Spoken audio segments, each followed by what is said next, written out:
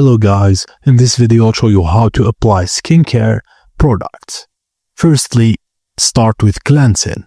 Your skin is exposed to dirt, pollution and excess oil every day. A good cleanser removes impurities, preventing breakouts, dullness and premature aging.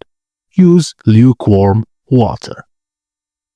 Secondly, exfoliation. Exfoliating removes dead skin cells, unclogs pores, and improves skin texture. It boosts radiance and reduces fine lines and blemishes.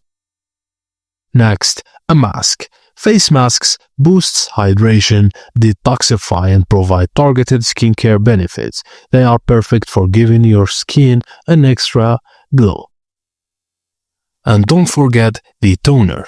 Toner hydrates and balances pH levels and prepare your skin for serums and moisturizers. And always moisturize after cleaning. Use SPF daily to prevent sun damage and aging. Drink plenty of water and listen to your skin. Adjust your routine based on your needs. And that's it guys, as simple as that. Thank you for watching and please don't forget to like and subscribe for more.